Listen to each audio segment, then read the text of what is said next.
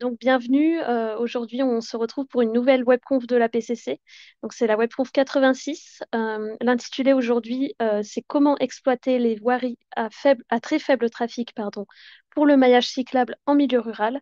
Et on va donc voir l'élaboration d'une méthodologie d'identification des routes agricoles à potentiel cyclable et une expérimentation. Et donc pour ce sujet, je suis accompagnée aujourd'hui de deux personnes.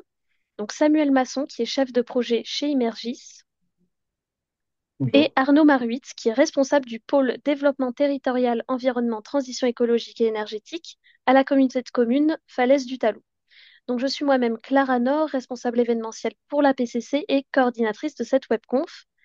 Sur la slide suivante, vous verrez un bref aperçu de l'agenda, donc avec une première partie de présentation qui sera effectuée par Samuel, suivie une petite séance de questions-réponses, et puis on aura le témoignage de Arnaud, qui sera aussi suivi d'une session de questions-réponses, et puis une conclusion pour terminer.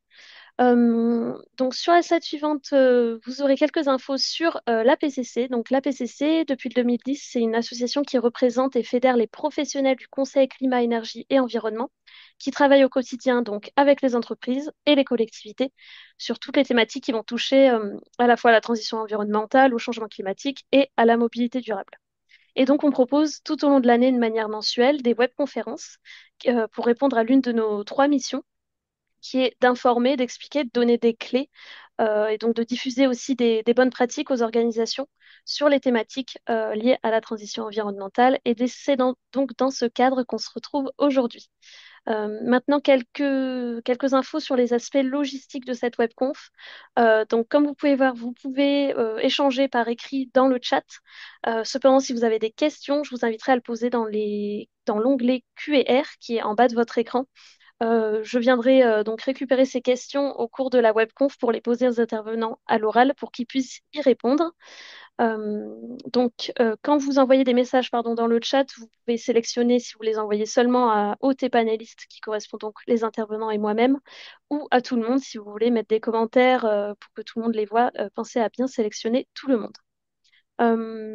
Donc voilà, dernier point, les slides de présentation et le replay vous seront envoyés dès demain par mail. Et donc, vous serez notifié d'un petit mail dès que ce sera en ligne. Et de ce pas, je vais passer la parole à Samuel et Arnaud. Et je vous souhaite à toutes et tous une très bonne webconf. Merci. Alors bonjour à tous. Pour commencer, je vous propose très rapide présentation de notre bureau d'études Immergis. Alors on est un bureau d'études pluridisciplinaire qui est spécialisé dans la voirie et la mobilité, donc comprendre de l'infrastructure à son usage, avec une très forte expertise en SIG, en géomatique et en topographie. On est une équipe de 35 personnes environ, réparties entre Montpellier, Vannes en Bretagne et Paris. On a mené là, ces dernières années environ 150 schémas directeurs et études de faisabilité, en couplant cette double expertise d'usage, infrastructure et notamment avec nos solutions de collecte qui nous permettent notamment de mener directement nos différentes études. Voilà, je passe directement à la présentation du projet. Donc, ce projet, il est à l'initiative de la DDTM 76, de la DDTM de la Seine-Maritime, qui a souhaité, à partir de 2023 et même un petit peu avant, travailler sur une étude qui devait permettre d'évaluer le potentiel d'emploi des routes à très faible trafic pour le maillage cyclable des territoires ruraux et peu denses. L'idée, était relativement simple, on la connaît tous plus ou moins de près ou de loin. C'est d'aller sélectionner des voiries rurales existantes sur lesquelles on observe que le trafic est très faible et sur lesquelles qu'on pourrait transformer d'une façon ou d'une autre, selon certaines modalités, en des aménagements cyclables pour la mobilité du quotidien. Parce qu'ici, il ne s'agit pas de mobilité touristique, mais il s'agit bien de faire de la mobilité du quotidien en milieu rural. Ces voies-là, elles sont appelées d'un nom pompeux, qui est très variable, mais qui revient dans la suite de la présentation et qui me revient un peu spontanément, sont les RAPC, c'est-à-dire ces routes agricoles à potentiel cyclable, puisque de manière assez générale, ces axes, ces routes, ces voiries sont généralement utilisées pour la pratique agricole et quelques riverains habitants, d'où cette dénomination. Mais on va préférer une appellation qui est plus lisible, comme voirie, voie verte, vélo tracteur, par exemple. Il faut comprendre que l'objectif initial du projet n'est pas d'aller identifier sur le territoire, notamment de la communauté de communes des Falaises du Talou, l'ensemble des voiries. Mais l'idée à la base, c'était de développer une méthodologie d'identification. Et c'est bien l'objet de ce que je vais vous présenter là, c'est-à-dire de savoir comment on peut, quelle méthode on pourrait mettre en place pour aller identifier ces voiries pour ensuite éventuellement y réaliser des aménagements. Donc le projet 3 blocs, une méthodologie d'identification, qu'est-ce qu'est ce concept, de quoi il retourne, comment les identifier. Un deuxième bloc quelles sont les solutions d'aménagement qui seraient adaptées à ce type d'aménagement en raison des conflits d'usage. Et puis une troisième étape qui serait la réalisation des deux expérimentations, donc sur le territoire de Falaise du Talou. Donc ce territoire-là qui participe activement à la méthodologie et à son expérimentation, c'est-à-dire à sa déclinaison opérationnelle. Très simplement, le concept, il doit avoir des objectifs simples. Déjà, il doit proposer des aménagements sécurisés en milieu rural pour les cyclistes du quotidien. Sous-entendu que certes, ces voiries sont généralement peu circulées, pour autant, la vitesse réelle de circulation peut être élevée, donc pose des questions de sécurité. Elle doit permettre de développer le maillage cyclable en milieu rural, qui peut souffrir d'un déficit de développement. Elle doit permettre d'avoir un déploiement d'un réseau cyclable sans investissement lourd. Donc on récupère et donc ça résonne sur le fait qu'on doit s'appuyer sur les infrastructures existantes. Et enfin, on est dans un environnement rural. On souhaite préserver, avoir un impact environnemental le plus faible possible. Et donc la réutilisation des aménagements des infrastructures préexistantes est aussi un élément qui permet de favoriser un impact environnemental plutôt faible en comparaison à la création d'une voie verte, par exemple, au cœur d'une forêt. Alors le concept finalement, il est très simple. On s'appuie sur le réseau routier existant exclusivement et on va venir identifier des routes dont on peut détourner l'usage actuel au profit, au bénéfice de la pratique cyclable. Donc les critères de sélection sont assez clairs. La première chose, c'est que les routes doivent être à très faible trafic. Donc, on va chercher les voiries qui sont clairement sous-exploitées, mais qui viennent mailler le territoire, mais qui sont sous-exploitées en termes de trafic, tout simplement.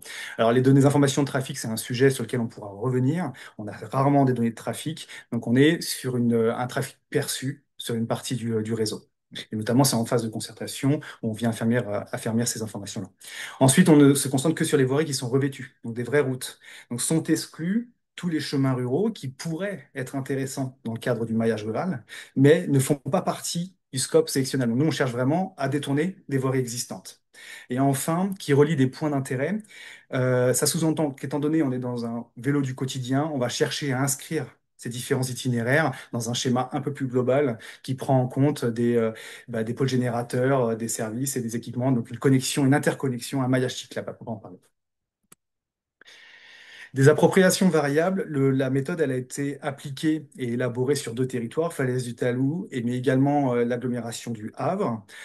Il s'est avéré qu'on pouvait avoir des compréhensions différenciées en fait de ce concept qui était en cours d'élaboration, on va dire. Une première orientation et qu'on retrouve notamment sur le territoire de l'agglomération du Havre était finalement qu'ils ont recherché ils ont considéré que les RAPC pouvaient être une forme de nouveau type d'aménagement, c'est-à-dire qu'elles pouvaient venir en complément d'itinéraires cyclables déjà préfléchés dans leur schéma directeur, sur lesquels finalement on ne proposait aucun aménagement, potentiellement que du jalonnement.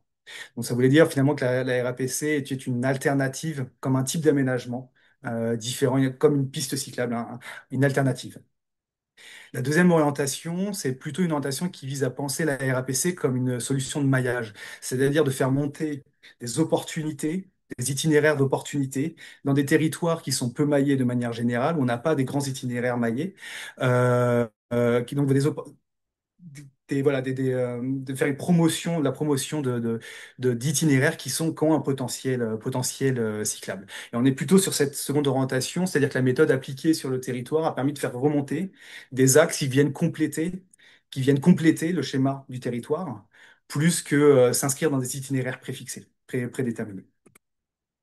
Force et faiblesse très rapide, c'est pour avoir une vision un petit peu exhaustive de ce qui avait été travaillé. Bon, l'intérêt financier, c'est le premier intérêt dans le sens où il n'y a pas d'aménagement spécifique à prévoir. Cela permet finalement de créer presque une voie verte sans avoir à l'aménager à proximité le long d'une route départementale existante, par exemple. D'un point de vue technique, on a une vitesse de mise en œuvre qui est particulièrement rapide. Monsieur Marut reviendra dessus dans la réalisation. Euh, En plus, on vient utiliser un patrimoine routier existant qui est sous-exploité du fait du trafic, mais qui est quand même qui s'appuie sur des structures de voirie solides, structurantes, donc du patrimoine de qualité. Et puis, on a une facilité de mise en œuvre dans le sens où il n'y a aucune acquisition foncière. Et un point important, c'est la réversibilité. On va revenir dessus, mais en termes d'aménagement, c'est très très léger. Donc, si vous voulez, on peut très bien aménager une route agricole à potentiel cyclable ou une vélo tracteur et se rétracter et retourner, rendre la voirie à sa situation initiale si jamais on constate que la voirie ne fonctionne pas ou qu'on ne souhaite pas continuer dans cette voie-là. Donc on n'est pas sur un aménagement, on est sur un aménagement réversible. Bon, ça pose des questions d'acceptabilité, notamment liées à des fermetures de voies, ou alors pas forcément les fermetures, mais les restrictions d'accès, même si c'est physique, euh, qui nécessite souvent un portage politique. Après, il y a aussi un enjeu, c'est ces voiries-là, elles sont à très faible trafic, donc le report modal, le potentiel de report modal est très faible.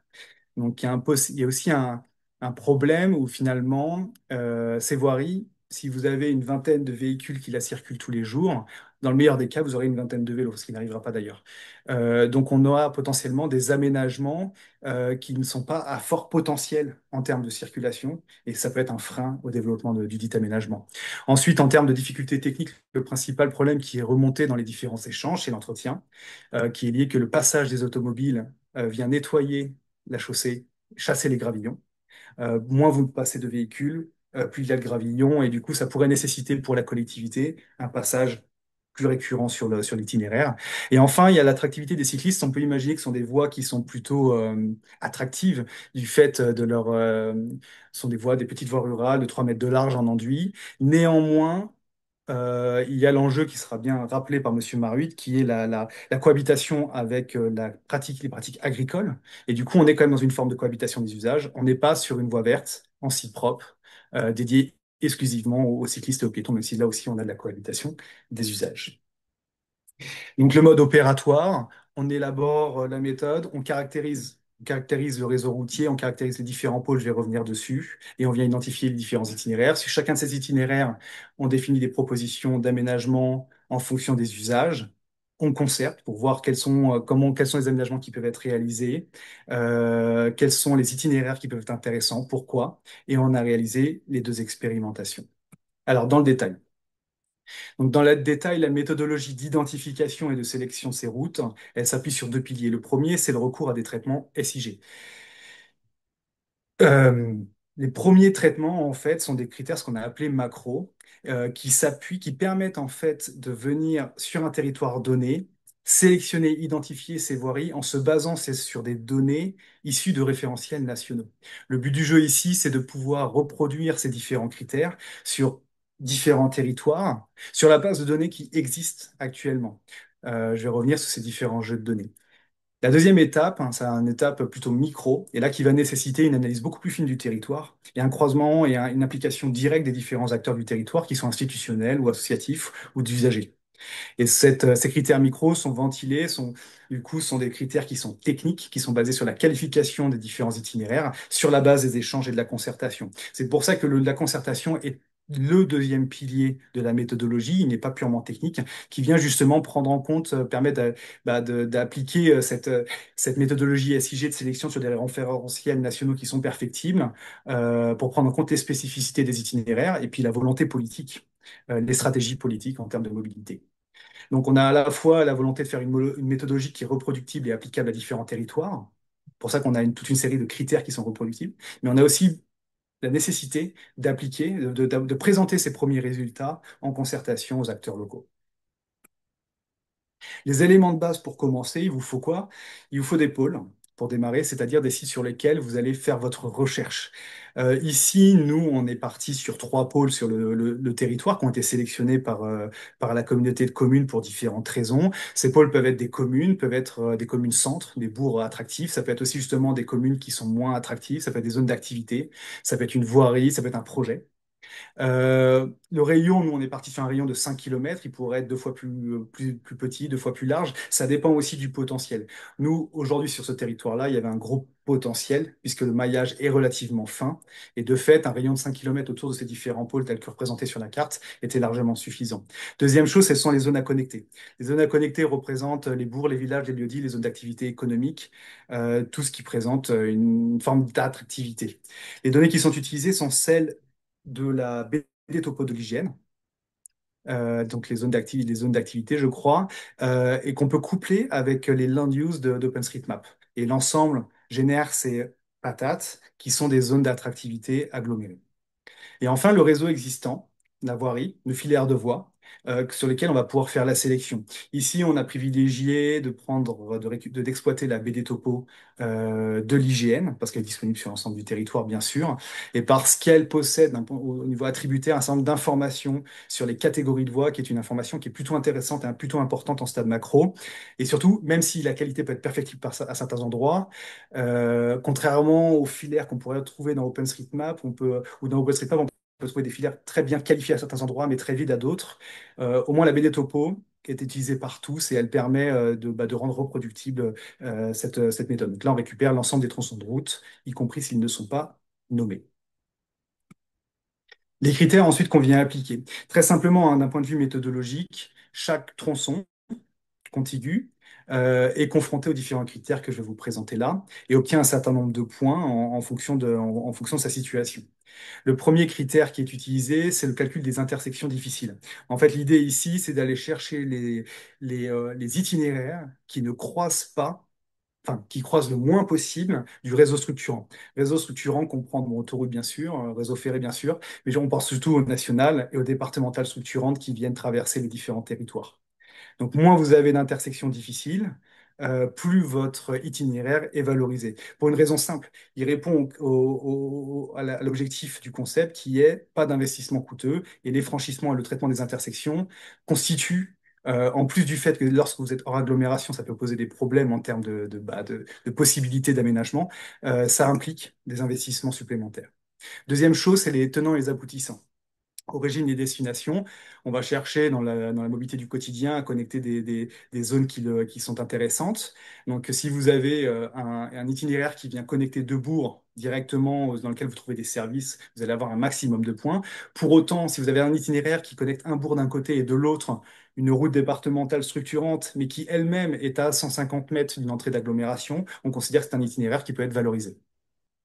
Ensuite, on vient calculer la proximité, c'est-à-dire le temps de parcours en vélo électrique et en vélo musculaire sur cet itinéraire pour identifier ceux qui ne sont pas ni trop longs ni trop courts. Donc, les hiérarchiser entre eux. Ensuite, vous avez la question de la topographie, du calcul de la pente. Alors, c'est un peu difficile. Aujourd'hui, la BD Topo d'hygiène présente des données d'altimétrie qui peuvent être perfectibles, assez régulièrement d'ailleurs. Néanmoins, vous avez, avec la démocratisation, enfin la généralisation du lidar HD, je ne sais pas trop où on en est sur les différents territoires, il y aura possibilité d'utiliser, de calculer ce critère de manière automatique et de manière assez fiable. À noter également, on en reviendra plus tard, mais que la pente est un critère qu'on pourrait même juger optionnel, notamment sur certains territoires. Ensuite, la catégorie de la voie, ça revient un peu au critère numéro un, c'est-à-dire on ne garde que les voies dont on imagine qu'elles sont les moins structurantes possibles, sous-entendu les catégories, le champ importance 4 et 5 de la BD Topo, en évitant les routes départementales pour des questions de maîtrise de d'ailleurs. Et puis enfin, de la domanialité supposée de la voie, qui va nécessiter de toute façon une consolidation après avec les acteurs du territoire, pour pouvoir identifier tout de suite à qui est le gestionnaire de la voie, et donc maîtriser éventuellement mieux, mieux la réalisation des aménagements. Deuxième salve, les critères micro. Donc les crypto-micros vont chercher à identifier, après avoir eu des échanges avec le territoire, bah, est-ce que cet itinéraire vient se connecter, s'inscrire dans un maillage territorial? Est-ce qu'il vient connecter avec le réseau cyclable existant ou projeté? Sous-entendu, si vous rejoignez un projet d'aménagement structurant pour la collectivité, il aura plus de points que s'il est perdu entre deux bourgs au milieu de nulle part. L'identification des flux de population entre plusieurs communes sur la base de données INSEE. Donc ça, c'est plutôt classique. L'identification ensuite des desserts des points d'intérêt ou d'inscription dans la stratégie locale. Sous-entendu, si la collectivité souhaite, est en cours de développement d'une zone d'activité économique ou un site un site, un pôle multimodal ou même un site touristique, est-ce que cet itinéraire permet finalement de desservir ou de se rapprocher ou de participer au maillage vers ce projet stratégique? Donc là, on sort des critères purement techniques pour entrer dans les critères stratégiques. Le calcul du nombre estimé de riverains et d'exploitants agricoles impactés. Donc là, ça nécessite notamment un travail assez fin avec les chambres d'agriculture pour venir mesurer en fait à quel point pourrait avoir de l'impact pour les riverains, sachant qu'on est sur des routes. La sélection permet voilà, d'exclure tout de suite les axes sur lesquels on va retrouver énormément de maisons, énormément de parcelles, énormément de riverains de boîtes aux lettres notamment, qui ont été collectés sur la base d'un relevé image qui a été fait. Mais voilà, c'est basé sur ce type de relevé. Ensuite, on va avoir pour les tronçons qui ont été retenus pour être évalués au niveau micro, on peut encore avoir des tronçons sur lesquels on a des intersections qui nécessitent des aménagements spécifiques. Alors certes, c'est coûteux, mais si elles ont été jusque-là, c'est que potentiellement ces itinéraires-là avaient de très bonnes notes, un bon indice à tous les autres critères. Ensuite, on a la présence d'une voie de report permettant le report du trafic automobile. Alors, en théorie, on n'est pas censé utiliser ce critère-là de fait, dans le sens où on souhaite détourner du réseau existant, rééquilibrer finalement que certaines voies puissent servir exclusivement aux vélos et d'autres automobiles. Pour autant, dans la pratique, la recherche de voies de report possibles est un élément important. Il est fait par calcul automatique partiellement en recherchant les tenants et les aboutissants et les formes géométriques, et il est consolidé manuellement, visuellement sur carte et lors des phases de concertation. Donc l'idée, ça permet de s'autoriser des restrictions d'accès plus, plus fortes. Plus fortes sur certaines voies, puisqu'on sait que le report de trafic est possible. Même s'il faut prendre en compte aussi le fait les déviations et que ça nécessite des discussions, notamment avec les départements généralement. Et enfin, l'incidence sur les temps de parcours. Donc, à quel point une restriction d'accès peut impacter le temps de parcours, que ce soit des riverains ou des exploitants agricoles et notamment en tracteur. Ces indices-là permettent de calculer de manière très simple un indice micro et un indice macro. L'association des deux donne un indice RAPC, non vulgaire pour un nom grossier pour dire voilà pour discriminer chacun des itinéraires les uns par rapport aux autres. Quels sont mes indices quels sont mes itinéraires qui ressortent le mieux? Vous voyez la carte en bas à droite. Votre tronçon il est bleu, il est particulièrement intéressant, bleu et vert. Il est rouge, il présente des gros points faibles. Alors, à partir de là, nous, très simplement, sur le plan purement méthodologique, on a intégré tous les critères tels qu'ils sont présentés ici. Mais dans certains cas et sur certains territoires, certains critères pourraient être tout simplement exclus, voire d'autres ajoutés. L'exemple de la pente est important. On a des territoires, notamment en zone montagnarde, où la pente n'est pas un sujet parce qu'elle est un sujet à tous les niveaux, sur tous les itinéraires. Sur des territoires plus plats, avec une topographie un peu moins contraignante, effectivement, la pente peut être un indicateur, peut être un critère qui doit être pris en compte, mais il est, d'après nous, potentiellement facultatif. Ensuite, en fonction des résultats de l'élaboration macro, des critères macro, on peut avoir soit trop de tronçons, soit pas assez. Trop comment dire, d'itinéraires potentiels ou pas assez. Donc là, on peut aller ajuster notamment certaines variables. Dans notre exemple, sur notre territoire, on a vraiment cherché à écarter les routes départementales pour éviter de garder des routes trop structurantes. Dans certains cas, vous allez avoir des routes départementales, quand vous êtes dessus, vous pensez que vous êtes sur un chemin communal, parce que c'est des routes départementales très très peu structurantes, en enduit de 3 mètres de large. Ça peut être intéressant de les remettre pour augmenter le potentiel, pour augmenter le potentiel de voies qui pourraient être sélectionnables. Enfin, une dernière chose, ces critères tels que nous on les a appliqués dans la méthode ont tous le même impact, puisqu'en fait, ça suffisait largement à notre méthodologie, mais l'approche méthodologique permet en fait de pondérer les critères entre eux de manière assez simple et assez intuitive pour, euh, pour, euh, pour obtenir un résultat qui est satisfaisant et qui correspond à la vision du territoire aussi des différents acteurs. fine, on sort une forme de fiche de synthèse. Donc, cette image, vous voyez, vous avez un indice macro à 9,3 sur 10, un indice micro 8,2 sur 10, et puis un indice RAPC 17,5 sur 20, avec les séries de critères qui permettent, qui précisent en fait les points forts et les points faibles de l'aménagement en question et qui va permettre, comme un outil de la décision. Voilà ce que sort la méthodo. Maintenant, voilà, on pourrait imaginer réaliser un aménagement sur cet itinéraire. Il présente toutes ses qualités pour telle et telle raison. Euh, donc, cette concertation, elle vise donc à présenter les différents itinéraires et éventuellement en sélectionner, à identifier aussi les éventuels manques, de certaines voies qui ne sont pas remontées pour des raisons. Alors, soit c'est lié aux données de base, soit c'est lié à des critères qui sont trop restrictifs. Notamment, par exemple, si vous voulez connecter, on a eu ce cas-là, connecter un site touristique important, vous savez qu'il y a une pente, vous n'y échappez pas, mais du fait de cette pente, la méthodologie l'exclut. Ça peut être des éléments. Puis il y a aussi des opportunités, des anomalies, notamment des voies parallèles qui relient des fermes, mais qui ne présentent pas d'intérêt, qui s'inscrivent pas dans un schéma. Voilà, ça permet donc il y a une forme de traitement manuel avec les acteurs locaux pour assainir la base de données. Et puis intégrer les considérations locales, c'est-à-dire est-ce que l'itinéraire est compatible avec la stratégie du territoire, avec les projets en cours, à court, moyen et long terme, ce qui est fondamental. Et donc après, à l'issue de cette concertation, nous avons sélectionné des itinéraires. Alors, en fait, ces itinéraires, ils avaient déjà été prévisualisés parce qu'il peut être détaillé par Monsieur Marit après, c'est-à-dire qu'on savait que c'était des itinéraires qui étaient intéressants. La méthodo avec ses pondérations, ses critères, et cette méthodologie a permis de les faire ressortir, ce qui permet, entre guillemets, de valider l'approche méthodologique. Ensuite, définition des aménagements. Euh, la définition des aménagements, l'objectif, c'est éventuellement de matérialiser la RAPC, c'est-à-dire de dire où est-ce que vous arrivez, aux automobilistes, et de matérialiser la présence des cyclistes, ce qui est important, au-delà de l'aménagement en tant que tel. Proposer de la signalisation réglementaire, ce qui est sélectionné ici, c'est des panneaux de voies vertes, puisqu'on rentre en fait dans la réglementation des voies vertes, où le maire, par son pouvoir de police, euh, peut autoriser certains véhicules motorisés à circuler, à la limite des 30 km/h. Et puis des aménagements qui doivent d'imiter limiter les logiciels de navigation type Waze ou Google Maps, de proposer des itinéraires par ces itinéraires-là, notamment par l'implantation de panneaux de mise en impasse.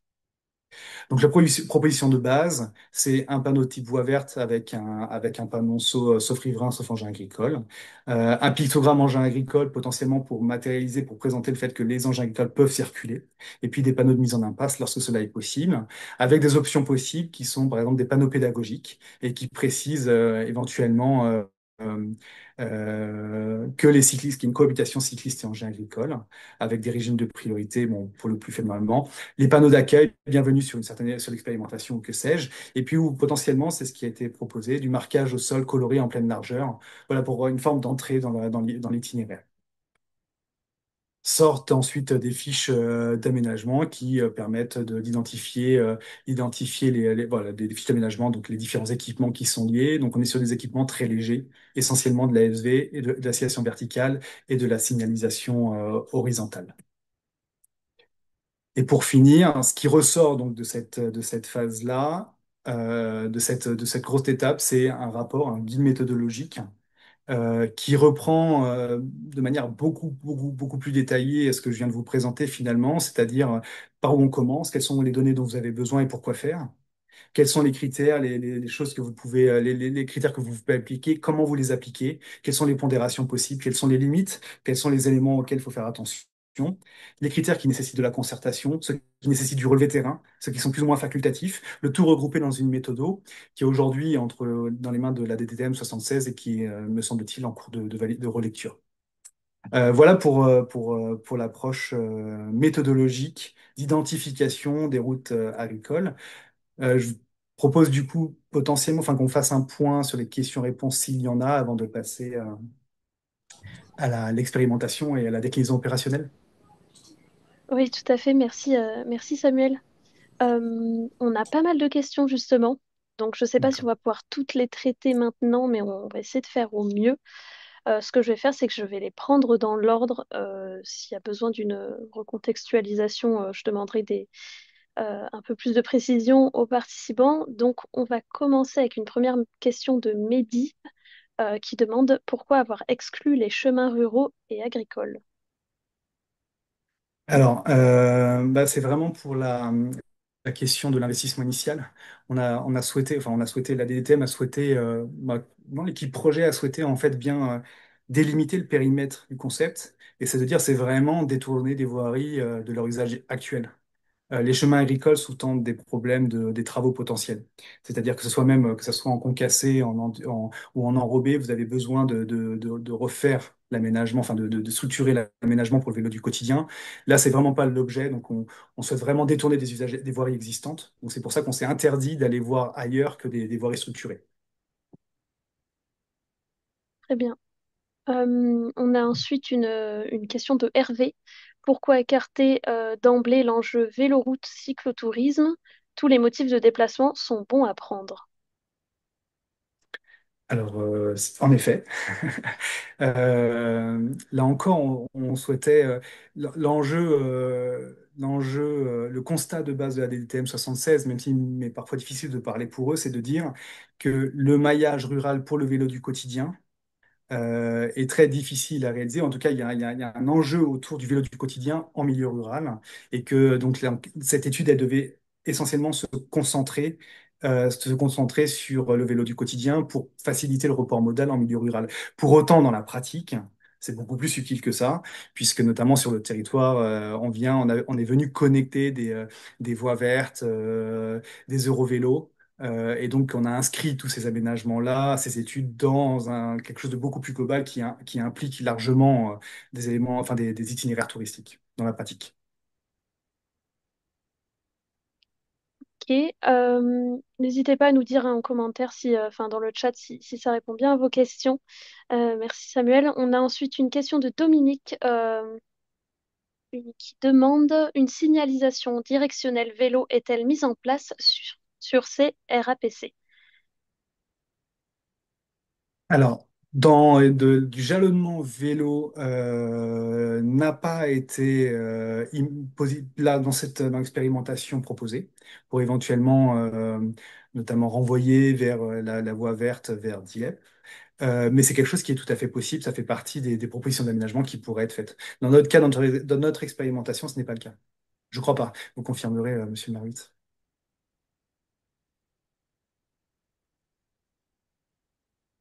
Très bien, on va pouvoir passer à la question de Fabrice maintenant, qui demande pourquoi considérer que ces RAPC ne seraient que peu utilisés par les cyclistes. S'ils offrent un parcours sécurisé et qu'ils permettent de joindre des polarités importantes, on pourrait au contraire penser qu'ils pourraient favoriser la pratique cyclable et donc le report modal. Tout à fait. Alors après, c'est parce c'est la phrase qui avait tout de suite été énoncée par la DTM, c'est de dire que de toute façon, il y a très très peu de trafic sur cet axe-là, automobile, j'entends. Donc le report modal est mécaniquement faible.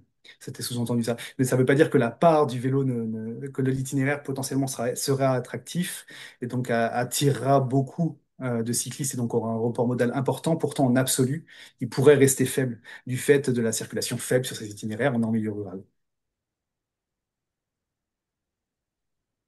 Ok, très bien. Alors, on a encore pas mal de questions. Je vais essayer d'aller vite. On a la question de Jérôme qui dit la limitation aux petites routes revêtues est une demande du maître d'ouvrage ou c'est lié à une typologie de petites routes très présente sur ce territoire? Pourquoi ne pas ouvrir aux chemins agricoles carrossables mais non revêtus? Moi, ça revient à la question précédente. C'était vraiment dans la genèse, je ne la connais pas, mais il était vraiment dans la définition vraiment initiale de la RAPC, c'était vraiment utiliser le réseau routier existant. Donc c'est vraiment ça qui a orienté toute la stratégie derrière. Mais ça n'empêche finalement, quand on a sélectionné tous ces itinéraires-là, parfois on vient raccrocher sur des chemins ruraux qu'on pourrait très bien intégrer a posteriori dans la méthode. C'est simplement qu'on sort un petit peu de la définition de la RAPC, mais ça n'est pas à exclure entièrement. Super, merci. On a ensuite une question de Dominique qui demande juste une précision. Les chemins ruraux ne sont pas pris en compte, c'est bien ça. Ça. Je regarde ensuite. Et pendant que vous recherchez, il pourrait l'être, hein. en complément, en complément. Enfin, vous choisissez le filière de voie que vous souhaitez finalement pouvoir analyser avec ces critères. Et ensuite, on a une question de Fabrice qui demande quel est le coefficient pour chaque critère qui ont été présentés. Alors, je comprends coefficient comme pondération. Aujourd'hui, ils sont tous une égalité de traitement. Ils ont tous le même poids dans la note finale, à tort ou à raison. Euh, Pourquoi on n'a pas eu besoin de pondérer ou eu l'envie? Parce qu'en fait, les résultats faisait émerger des itinéraires qui nous semblaient particulièrement pertinents et équilibrés et qui correspondaient à ce qu'on attendait à peu près. Donc on n'a pas eu ce besoin-là. Maintenant, comme je le disais, c'est conçu de manière adaptable, c'est-à-dire finalement sur des territoires où vous avez des routes départementales très peu structurantes en nombre, vous pouvez gérer, enfin pondérer ces critères-là. C'est quelque chose qui s'entend et qui devrait peut-être être fait sur certains territoires si la méthode devait être réappliquée là-bas. Dans notre cas, c'était pas nécessaire. Voilà. Super, merci Samuel. Euh, on a encore trois questions, donc ça devrait le faire. On avait une question de Noël qui demande quel tri est appliqué sur la BD Topo pour identifier les RAPC potentiels? Donc, est-ce que vous utilisez la couche tronçon de route ou un croisement entre la couche voie nommée et tronçon de route? On prend les tronçons de route, on prend le maximum de tronçons. Par contre, on vient tout de suite, alors j'en ai pas parlé, mais tout est dans la méthode, dans le mode opératoire. On vient fusionner les tronçons entre eux à partir du moment où ils partagent des caractéristiques similaires et on vient les découper par les zones d'intérêt, les patates, pour avoir des géométries un peu nouvelles, homogènes. Donc il y a un pré-traitement sur la baie des topos, parce que la baie des topos est un maillage, hein.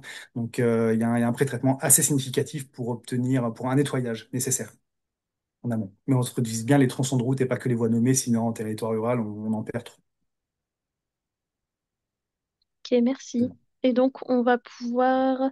Il reste deux questions. Donc, Dominique Rioux qui a demandé si les itinéraires seront considérablement allongés. Et donc, il a précisé dans une autre question, pour les vélos, je veux dire s'ils passent par ces routes très peu fréquentées pour aller d'un grand pôle à un autre. Est-ce que les itinéraires seront rallongés? Seront rallongés, donc en fait s'inscriraient dans un itinéraire plus général. C'est ce que je comprends, Je c'est-à-dire on relie pense. deux pôles et potentiellement de faire une continuité. Euh, ça rentre d'après moi dans cette seconde phase, c'est-à-dire pas forcément les critères, l'analyse SIG, mais plutôt sur l'aspect stratégique. Donc d'assurer la continuité des itinéraires. Là, ça sort un peu de la méthode quelque part. La méthode, elle fait remonter des itinéraires potentiels de différentes qualités avec des points faibles, des points forts. Après, c'est à la collectivité de venir sélectionner ces itinéraires et d'assurer la continuité, de choisir le niveau de service pour chacune de ces continuités, je dirais. Ok. Ah oui, et Dominique a renvoyé. Il a précisé un peu sa question. Il demandait s'il y aura des détours inéluctables. Euh, ouais, avec cette méthode. Et tout, hein. Pour éviter des axes plus structurants, oui, forcément. Mais dans le cas présent, à ma connaissance, les détours là étaient surtout pour les automobilistes, en l'occurrence. Et justement, ça crée des axes assez directs. Dans le cadre du territoire de Falaise du Talou, ça crée des territoires, des axes assez directs pour les cyclistes. Mais j'imagine que sur certains territoires, c'est obligatoire. Effectivement, il n'y a pas forcément le choix. Ok, merci beaucoup. Alors, on a des questions qui arrivent encore au fil de l'eau. Donc, on a Gwendal qui demande si la méthodo a vocation à être partagée aux collectivités pour qu'elles puissent se l'approprier. Il me semble que oui. Il me semble que oui. Euh, Elle est actuellement dans les mains de la DDTM. Elle est en cours de consolidation, relecture, mise à la charte potentiellement. Mais elle a vocation à être publiée. J'ai pas aujourd'hui, j'aurais aimé avoir cette information-là, mais j'ai pas encore ni de date, ni de format de livraison, enfin de communication. Il y a eu des kakémonos, si je peux me permettre, hein, qui ont été réalisés, effectivement, qui sont en cours d'impression et de finalisation pour communiquer sur cette première. Super, merci pour la précision, Arnaud. Et donc, j'avais relevé une question de Marianne qui n'arrivait pas à poser la question dans l'espace QR. Et donc, qui demandait si vous aviez présenté vos projets aux élus des chambres d'agriculture ou des MSA. On va y répondre dans la deuxième partie, du coup. Eh ben, c'est parfait. Bah, écoutez, ça nous fait une super transition pour la suite. On reprendra les questions à la fin de votre présentation, Arnaud, et puis je vous laisse la parole. Voilà. Donc, merci, Monsieur Masson, pour la méthodologie. Donc, effectivement, on a été sollicité pour partager le témoignage du coup de la contextualisation territoriale et effectivement ça peut répondre à pas mal d'interrogations ou de remarques qui ont été faites dans le chat. Donc le territoire de la communauté de communes Falaise du Talou, donc on est en Normandie, nord de la Seine-Maritime, 24 communes, dont une commune nouvelle constituée de 18 communes, 25 000 habitants, un territoire rural engagé dans la transition écologique. Donc assez classique hein, pour mes collègues potentiels de collectivités qui sont présents, mais avec un contrat de relance puis de réussite de transition écologique, mais un réel engagement sur pas mal de labels notamment, avec 3 pôles que sont Petit Caux, qui est plus connu avec Panly, Saint-Nicolas d'Aliermont et Anverneuil. Donc au niveau des labels et programmes effectivement qui sont engagés, donc on a une deuxième phase de labellisation territoire engagé pour la nature, un plan climat air énergie territoriale. On est en territoire d'industrie. On a un schéma de mobilité simplifié qui a été réalisé et terminé en 2022. Donc dès que nous sommes devenus AOM, on est des collectivités jeunes hein, sur la thématique mobilité. Et puis un schéma cyclable en cours. Donc on a eu la chance d'être retenu pour réaliser notre schéma et du coup de travailler également avec Énergis qui avait déjà travaillé sur le territoire. Du coup, qui nous permet de connecter en plus ces RAPC-là à un schéma plus global. C'est ça qui est intéressant aussi pour nous. Voilà, au niveau des compétences rapidement, hein, on a la compétence effectivement, ce qui nous aide, on a la compétence aménagement du territoire forcément, mais on a aussi la compétence voirie communautaire, c'est-à-dire que ce sont les voiries qui relient les villages entre eux, ce qui nous permet effectivement, et ça répond peut-être à une des questions aussi qui a été posée, c'est-à-dire qu'on est maître d'ouvrage sur ces voiries, contrairement aux chemins ruraux qui sont communaux. Et la réponse à l'appel à candidature de la DDTM était pour avoir des intercommunalités. Donc effectivement, on a répondu pour notre territoire aussi, ce qui a peut-être un peu influé aussi, et d'exclure ces chemins. Donc on a vraiment un enjeu de développer les circulations douces en milieu rural forcément, avec 2 axes existants qui sont des axes plutôt touristiques, ça fait écho à la question de tout à l'heure, néanmoins qui peuvent servir pour des liaisons du quotidien. La véloroute du littoral en fait relie toutes nos communes littorales et la centrale électronucléaire, et l'avenue verte en fait relie tous les bourgs en fond de vallée, donc d'une de nos vallées. Donc c'est aussi intéressant, notamment pour les écoles ou les RPI, enfin les regroupements scolaires, qui peuvent les utiliser. Et se servir au maximum des voies existantes. Pourquoi parce que du coup, comme tout le monde, on a une problématique du coup de non-imperméabilisation des sols, et nous on considère qu'effectivement réimperméabiliser des sols peut être problématique, sachant qu'on a un grand projet, donc effectivement on s'y connaît pas mal en imperméabilisation. Et puis éviter le bitume, donc on essaye de travailler sur des matériaux innovants. Il faut rappeler qu'on est territoire engagé pour la nature, et du coup on a vraiment une action qui est là-dessus. On ne peut pas à la fois désimperméabiliser la cour d'école et puis aller imperméabiliser le chemin qui mène. Voilà un petit peu sur la philosophie. Donc un travail de concertation, clairement. On le disait aussi dans les compétences. On a aussi la compétence développement économique, et là-dessus on a une convention avec la Chambre d'agriculture, donc on travaille. C'est un organisme avec lequel on travaille régulièrement, que ce soit sur la partie biodiversité, la partie développement du photovoltaïque ou les marchés locaux, etc. Donc on a pas mal de sujets avec eux, donc c'est plus facile déjà quand c'est déjà un organisme avec lequel on travaille. Donc avec les communes, effectivement, on a intégré tout de suite les communes, puisque la police du maire, comme le disait très justement Samuel, reste effectivement, même si ce sont des voiries communautaires, la police du maire, c'est eux qui vont prendre les arrêtés hein, pour ces voies. Donc c'est important de les intégrer dès le départ. Au niveau de la profession agricole, donc effectivement, ils ont été intégrés au comité de pilotage également dès le départ, donc élus et agents de la Chambre d'agriculture. Avec les usagers du vélo, donc effectivement, puisque du coup l'idée c'est une voie vélo-tracteur qui s'est dessinée, et du coup l'idée c'était d'avoir autant de représentants des tracteurs que des vélos finalement pour avoir quelque chose de partagé et quelque chose de co-construit. Et puis les riverains enfin, donc réunion publique plus terrain, c'est-à-dire qu'effectivement, si on ne prend pas le temps d'aller voir l'exploitant lorsqu'il est dans son pré et qu'on ne prend pas en considération le fait qu'il a besoin de suivre l'évolution de son troupeau de vaches notamment, puisqu'un agriculteur n'utilise pas que son tracteur, et du coup c'est hyper important de prendre euh, toutes ces considérations-là. Donc, on va le détailler juste après, je crois, au niveau de la concertation, comment ça s'est passé. Alors, effectivement, comme l'a dit Monsieur Masson, l'idée, c'était au fur et à mesure d'influer sur les critères, notamment, il l'a dit, mais nous, on a une politique globale sur le vélo, bien entendu, donc avec le savoir rouler dans les écoles, mais aussi l'aide à l'achat de vélos à assistance électrique. On est dans un département très ensoleillé cette année, mais c'est pas toujours le cas.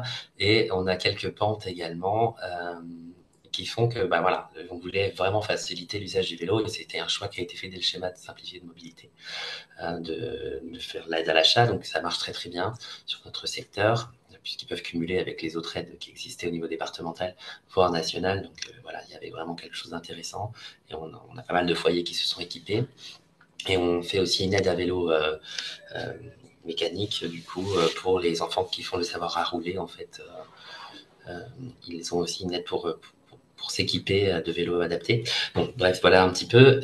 Et on fait aussi des choix sur les différentes couleurs, peintures, est-ce qu'on met au sol, est-ce qu'on met des panneaux. Ça, c'était vraiment laissé à l'arbitrage des différentes parties prenantes.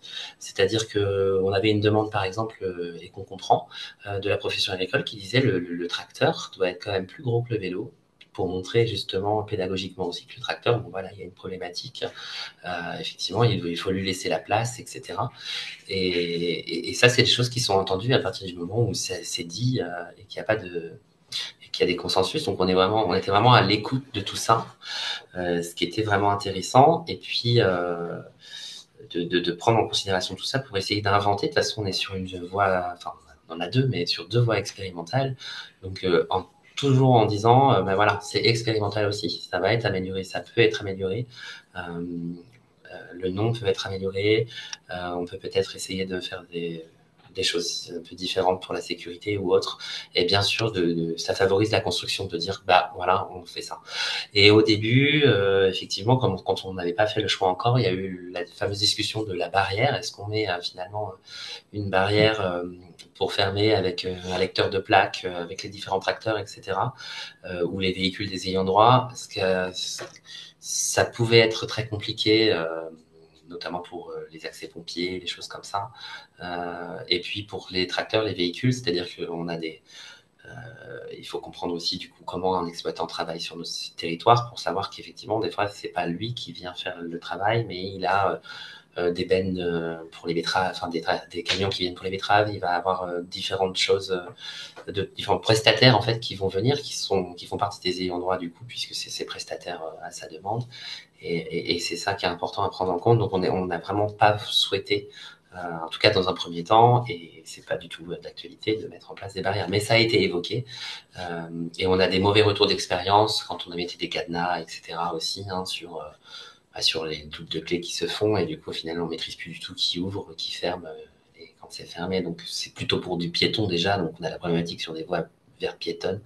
Alors, on imaginait déjà sur des voies vertes vélo-tracteur. Voilà un petit peu pour ce retour-là. On va aller sur la diapositive ensuite. Donc on a deux voies aujourd'hui. Donc vous avez un petit peu compris la thématique. Donc Saint-Nicolas d'Aliermont vers la voie verte long de Paris. Donc en plus qui est très bien aménagée avec différents services vélo dessus. Donc Saint-Nicolas d'Aliermont, c'est notre deuxième pôle, donc 3700 habitants. Il y a un collège, il y a une zone d'activité. Et puis, du coup, cette voie verte nous permet d'aller à Dieppe à vélo assez rapidement, mais aussi dans tous nos villages qui sont bordés par la voie verte. Donc, c'était assez intéressant. On avait une voie parallèle, donc pas énormément en fait de détours pour les éventuels riverains qui sont au début, avant la voie, et de l'autre côté, enfin en amont et en aval, si vous préférez. Donc voilà un petit peu la stratégie. La voie verte, elle démarre là où la voie versée au tracteur, là où on a la dernière maison aussi, puisqu'il y a eu tout le débat de comment on se fait livrer le colis Amazon, etc. On a eu toutes ces questions-là en réunion publique et dès le COPIL. Donc voilà, ça commence là. Avant, voilà, ils font demi-tour et, et voilà. Donc après, se pose la question du respect de la signalisation. Mais bon, ça, le respect du code de la route, c'est pour tout le monde. Hein.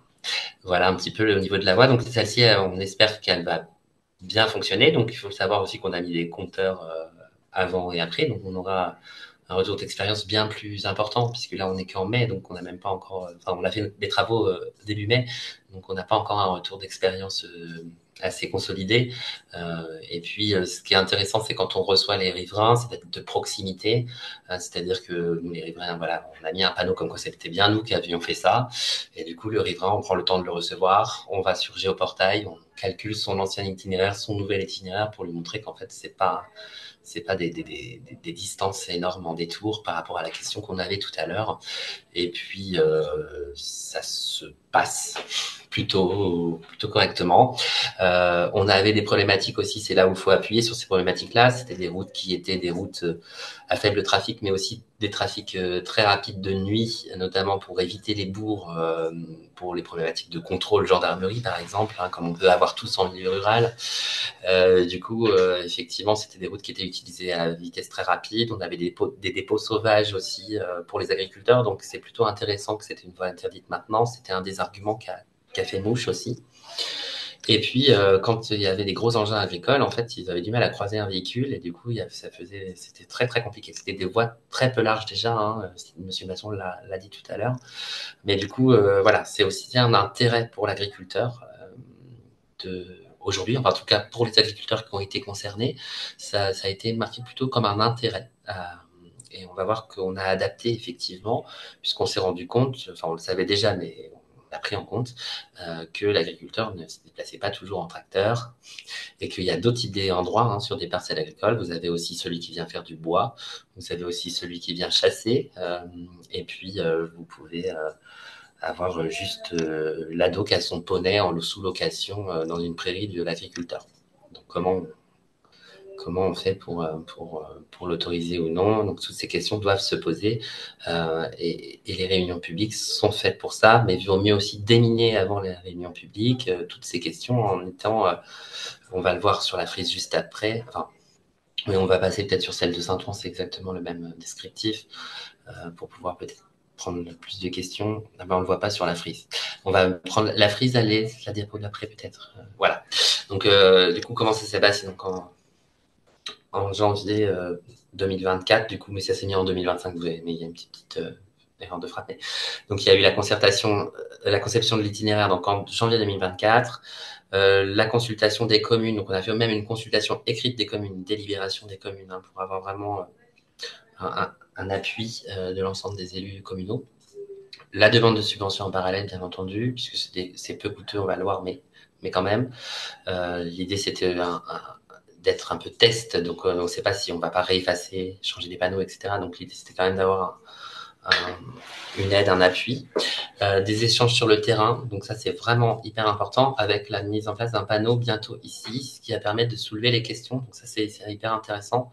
C'est là où on a décelé, en fait, les potentiels usagers qu'on ne connaissait pas forcément de ces parcelles. Et du coup, ça, c'était plutôt intéressant.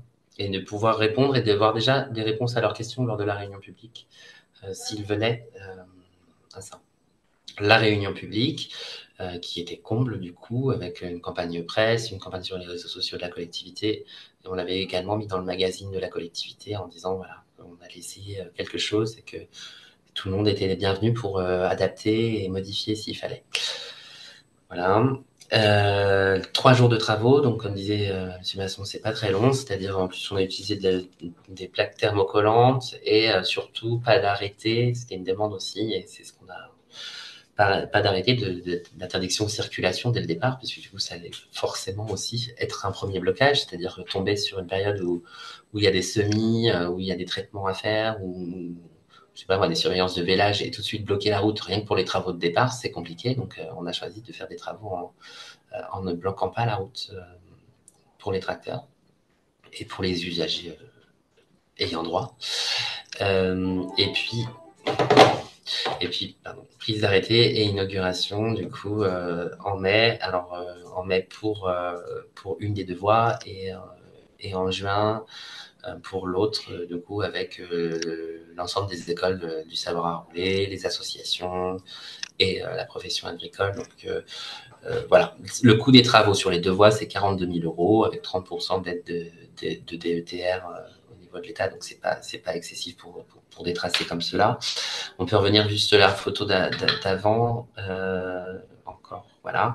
Donc voilà un petit peu pour mieux visualiser. Donc c'est là que vous êtes sur la voie de Saint-Ouen-sous-Bailly en Vermeux. Donc on distingue du coup sur la photo paysagère, on va dire, du coup la voie qui est à gauche. On en distingue bien la départementale qui va être sur votre droite, hein, plus au nord, qui permet, qui est parallèle, comme le disait Monsieur Masson, qui permet de pas non plus faire, même à vélo, d'être obligé de faire un détour. Et comme vous le voyez, donc on a lors de l'inauguration, on avait fait les choses en grand, donc on avait effectivement invité la présidente de la Chambre d'agriculture qui est venue, le président de la FNSEA du secteur qui avait été concerté, le président des jeunes agriculteurs du secteur qui était concerté et en plus qui a une parcelle sur le secteur, l'association de cyclistes locales, les conseillers maires des deux communes, et puis les conseillers communautaires. Et du coup, voilà, l'idée, c'était aussi de montrer que pour cette première, alors on ne dit pas qu'on va réussir partout, mais pour cette première, il y avait vraiment eu un travail de concertation et que c'était OK avec la profession agricole parce que en plus c'est évolutif si on rencontrait des problématiques et que du coup on allait faire le point également avec eux sur l'usage de la grain et dès qu'on a des problématiques effectivement on a aussi mis en place du coup un suivi de proximité où les exploitants ont les coordonnées effectivement de la Comcom s'il y a des problématiques qui sont constatées et des problématiques de conflit d'usagers ou des choses comme ça. Mais en ayant aussi l'appui des associations de cyclistes locales, ça nous permet aussi d'apaiser s'il y a des conflits d'usage et c'est ça qui est intéressant. Voilà, un petit peu. Donc là, on est en train de monter un film parce on a également fait survoler hein, la voie, l'inauguration, etc. En drone. L'idée, c'est d'avoir un petit film sur les deux voies aussi. Celle-ci sera effectivement, comme le disait Monsieur Masson, peut-être moins utilisée puisque du coup, on a quand même moins de population au niveau du foyer de population par rapport à l'autre qui raccorde à une grande avenue verte qui est plus qui devrait être plus utilisée en tout cas en termes de fréquentation. Voilà un petit peu. Et puis, on va passer à la dernière diapo, je pense que c'est la dernière. Voilà, qui vous remercie de votre attention. Et du coup, on a choisi toute une symbolique aussi sur la communication, où voilà, on a une circulation apaisée entre un tracteur et puis des cyclistes avec leurs casques qui sont prêts à se garer et laisser passer les engins agricoles sur cette voie. Voilà, on vous remercie. Merci beaucoup Arnaud. On va pouvoir passer aux questions. Donc, ce que je vous propose, c'est que je pose les questions qui concernent donc la présentation d'Arnaud. J'ai vu qu'il y avait d'autres questions qui étaient apparues entre-temps qui concernent Samuel, donc je les poserai après. Alors, donc, pour commencer, on avait une question de Dominique qui demande si vous avez rédigé un plan de mobilité agricole. Alors non, mais on travaille sur la libre circulation des engins agricoles, hein, ce qui est demandé par les représentants de la profession localement pour tout ce qui est aménagement, notamment des centres-bourgs. Après, on a la chance d'avoir un réseau de chemins ruraux et de voiries qui est assez dense en fait en Seine-Maritime et plus localement sur notre territoire, comme le disait Monsieur Masson, ce qui fait qu'on n'a pas trop de problématiques. On a des exploitations qui sont assez grandes avec des parcellaires qui sont pas trop dispersés, ce qui permet d'avoir des entrées pas mal d'entrées. On est quand même sur deux grands plateaux. Alors on a quelques petites vallées effectivement, mais on est quand même sur des plateaux. On est sur de la grande polyculture élevage, mais là sur les deux secteurs où on travaille, on est sur plutôt de la grande culture avec quelques activités d'élevage. Donc des parcelles qui permettent d'avoir des accès assez faciles. et des grandes parcelles. Très bien, merci. On peut continuer avec une question de Fabrice qui demande si, donc il dit, on comprenne en compte l'avis, mince, alors désolé si c'est retombé, comprenne en compte l'avis des agriculteurs, ok, mais en même temps, les routes concernées ne leur appartiennent pas. Alors les routes, elles appartiennent à la collectivité, donc à tout le monde finalement, et si on est bien d'accord. Mais du coup, l'usager principal est l'agriculteur sur ces voiries. C'est ce qui a permis d'identifier au niveau des compteurs qui ont été mis en place avant les aménagements, et du coup, c'était normal de travailler avec eux. Et puis, c'est une activité économique, une intercommunalité, on a une compétence de développement économique et de maintien des usages agricoles. Donc pour nous, c'est une question qui ne s'est même pas posée en fait, de favoriser l'usage qui était déjà existant et de le faire cohabiter, oui, avec un usage qu'on va essayer de privilégier, cohabiter. Voilà, c'est ça. Voilà, c'est comme lorsqu'on achète un terrain ou qu'on fait un autre type de projet, l'usager en place doit être pris en compte si on veut que pris en compte et même favorisé et écouté surtout pour qu'on puisse mettre en place le projet et en mettre d'autres ailleurs. C'est-à-dire que si on bloque toute une profession, voire tout un type d'usager, n'importe lequel il est, sur une première voirie et que ça se passe mal, on est sûr qu'on ne va pas pouvoir mettre les 7 autres que M. Masson nous a identifiés en place. C'est-à-dire que si ça se passe mal sur une seule, on ne va pas pouvoir les développer. Nous, au vu du coût faible que ça a par rapport à mettre un emplacement réservé dans un champ qu'on aurait imperméabilisé en parallèle de la voirie, et plus les travaux, c'est clair qu'on préfère communiquer et derrière ça se passe bien plutôt que d'aller imperméabiliser et d'aller avoir des coûts faramineux pour faire la même chose.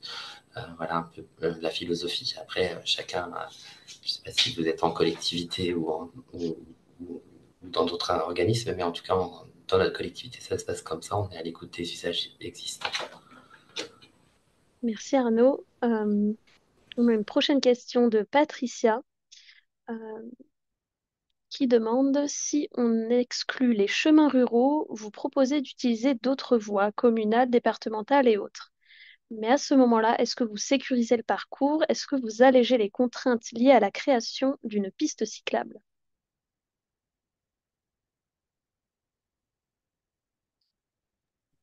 Euh, la sécurisation du parcours, là, dans ce qui est proposé dans cette expérimentation, c'est qu'elle passe par l'aménagement d'une voie verte, en fait. Donc, la réglementation de la voie verte. Et donc, on limite ainsi, d'un point de vue réglementaire, la circulation des automobiles communes. C'est comme ça qu'on sécurise, c'est en abaissant le flux. Après, toute première étape du projet était de faire un parangonnage, un benchmark de ce qui pouvait se faire sur d'autres territoires. Et il est vrai que dans d'autres types d'aménagements qui ressemblent, même sans barrière, tel que Arnaud en a parlé, parfois on peut observer que des voitures vont continuer à passer dessus et du coup poser un problème de sécurité. Mais en fait, au regard du trafic extrêmement faible, a priori, le simple fait de bloquer en termes de signalisation de la passer en voie verte limite suffisamment le trafic pour fournir un niveau de sécurité, on va dire, suffisant. On va dire. C'est comme ça qu'on conçoit l'aménagement.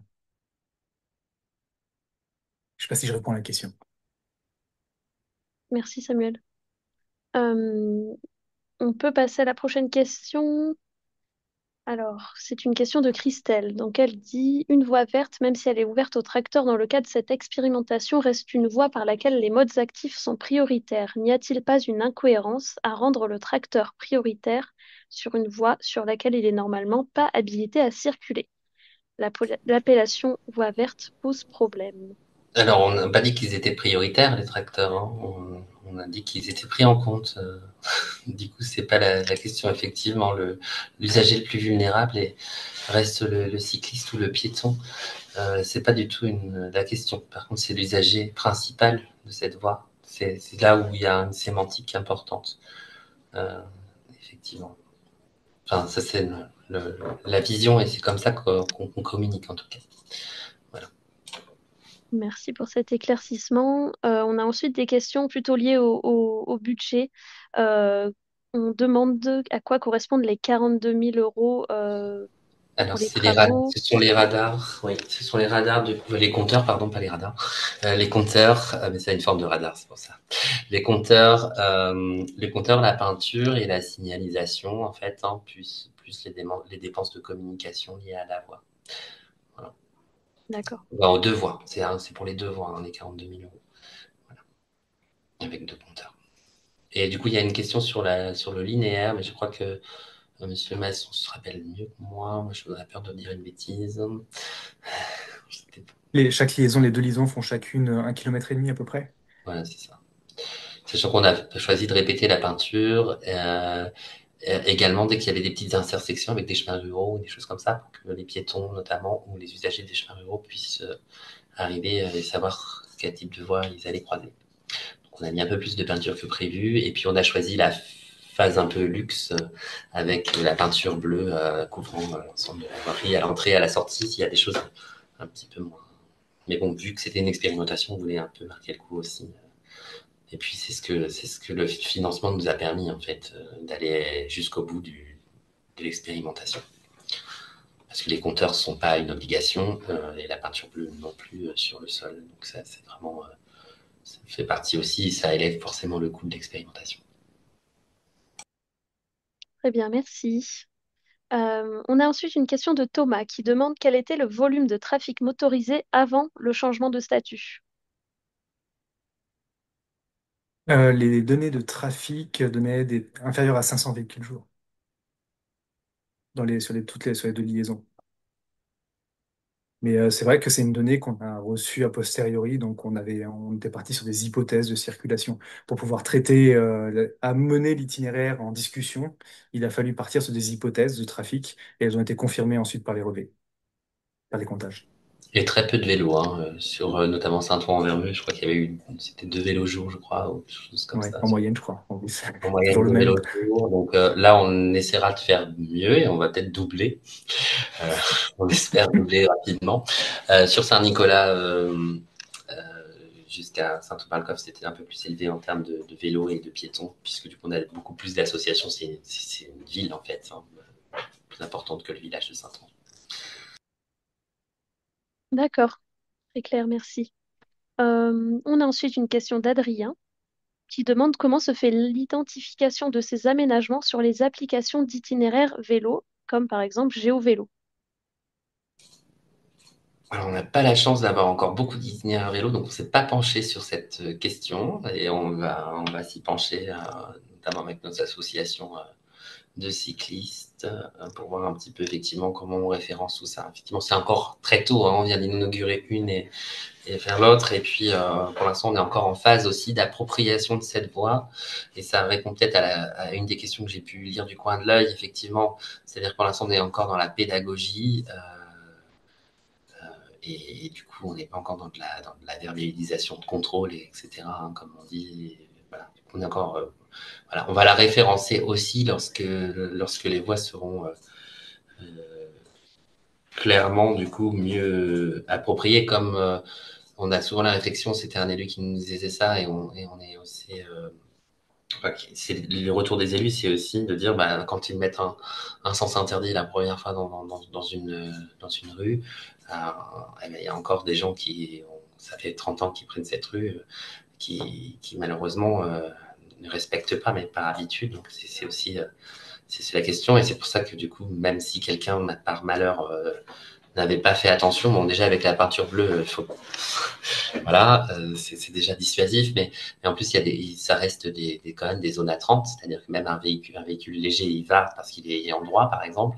Ben voilà, ça, c'est pas pour ça qu'il doit pas rouler à 30 et faire attention, et c'est pour ça qu'on a répété aussi le vélo et le tracteur euh, tous les 50 mètres. Voilà. Mais en complément, théoriquement, GeoVélo qui aspire les données d'OpenStreetMap, aujourd'hui, cet itinéraire, il est réglementaire sur une voie verte, donc il sera référencé comme une voie verte.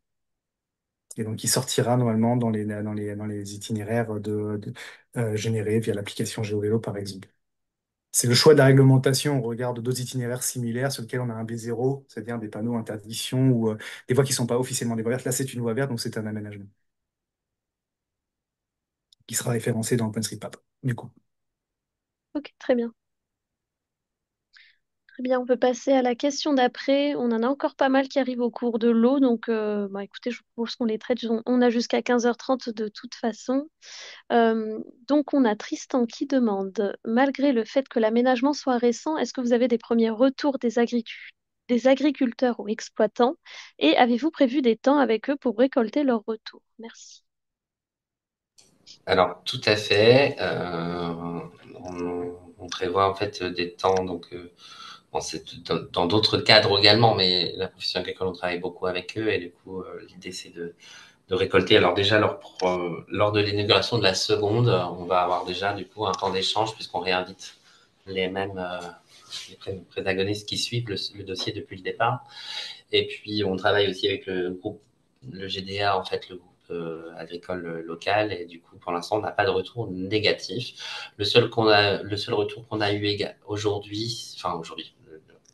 aujourd'hui, c'est le retour d'un exploitant non ayant droit, mais ayant droit juste après. Et du coup, avec lequel on a fait aussi ce calcul d'allongement de parcours. Donc, pour voir un petit peu effectivement comment on fait. Est-ce que finalement, lorsqu'il fait son suivi de la parcelle juste après en voiture, dans ce cas-là, c'est non. Par contre, s'il est en tracteur à 30 km/h, est-ce que c'est oui ou non? Ça, on n'a pas encore tranché. Mais du coup, c'est des questions comme ça qui vont se poser. Je vois d'ailleurs que quelqu'un a reposé la question pourquoi il y a des voitures, parce que l'agriculteur n'est pas qu'en voiture pour faire son suivi de troupe, qu'en tracteur. Donc, c'est les ayants droit. Donc, un chasseur qui est en 4x4 peut utiliser à 30 km/h. C'est quand même les ayants droit mais comme aujourd'hui sur nos voies piétonnes vertes où on a bien quelques accès de parcelles pour des chasseurs, des bûcherons, etc. où ils prennent quand même leur 4x4 sur la voie de temps à autre. L'important c'est bien de répéter que c'est pour le coup quand on prend un véhicule léger parce qu'on est ayant droit uniquement. Là, du coup, c'est tout le temps rappelé que c'est bien priorité au vélo et au tracteur et c'est pas du tout au véhicule léger. Voilà. Très J'espère bien, que c'est clair. merci. Euh, donc il y a encore une question sur pourquoi les tracteurs sont-ils prioritaires et non les vélos, mais vous avez répondu que ce n'était pas le cas. Euh, et donc, on a une autre question plutôt sur le nombre de passages vélo au quotidien, mais sur la route départementale qui est en parallèle de cette voie verte. Vous avez des Alors, on n'a chiffres pas là-dessus? mesuré, mais elle est très dangereuse dans le sens où il y a un virage très important et du coup, des virages et pas une largeur très importante. Du coup, les deux départementales, hein, pour les deux cas, sur Saint-Nicolas, c'est même très, très dangereux. Il y a vraiment des très gros virages sur la départementale et sur Saint-Ouen, c'est la même chose. Les voies parallèles étaient peu utilisées et c'était au contraire pour le retour de terrain aussi, c'était quelque chose qu'on pouvait pas prendre dans le cadre du bloc 3 savoir rouler avec les instits et les classes justement on avait une difficulté du coup on répond aussi un petit peu plus à cette demande avec ces deux voies où on va pouvoir du coup faire un report beaucoup plus sécurisé en tout cas via cette expérimentation. Voilà. Après on attend de voir aussi les retours d'expérience mais en tout cas par rapport au retour des instituteurs sur le bloc 3 savoir rouler euh, voilà, ils sont rassurés que ce soit des tracteurs et des véhicules à 30 km/h plutôt que les départementales avec les virages. Et donc, pour poursuivre là-dessus, on a une autre question de Gwendal qui demande dans les trajets domicile-travail, donc qui sont plutôt les trajets principaux du quotidien, cela demande souvent de rejoindre les villes. Les RAPC permettent de les atteindre où il reste de la discontinuité cyclable et donc du risque pour les usagers sur certaines portions. Alors effectivement, du coup, c'est pour ça qu'on a un schéma cyclable global en parallèle de ces deux RAPC, bien entendu. Pour après, du coup, alors on dit le schéma cyclable justement prévoit différents types de voies, mais qui vont raccorder aussi ces RAPC, enfin ces voies vertes vélo tracteur, à des voies d'autres types. Alors parfois en propre, mais aussi des voies partagées d'autres types. Et du coup, effectivement, oui, il y a des discontinuités. Après, là, comme le disait Monsieur Masson, on atteint en fait avec ces deux voies des pôles. On a trois pôles et du coup, à chaque fois, c'est une voie qui connecte un pôle à d'autres communes. Oui. Et ces pôles, c'est là où il y a l'emploi, effectivement, ou les commerces, ou les écoles, ou le collège. Donc pour des trajets du quotidien, effectivement, voire des trajets aussi, puisque du coup, comme le disait Monsieur Masson, on a aussi la compétence tourisme et, euh, et effectivement, ça peut être aussi utilisé pour le tourisme, bien sûr. On ne s'interdit pas. C'est pas parce que c'est des voies qui doivent être créées dans le vélo du quotidien, parce que pour avoir des financements, c'est le vélo du quotidien qui est aidé, pas le vélo touristique, qu'on s'empêche. On interdit les touristes sur ces voies. Super, merci. Alors, il y a encore pas mal de questions.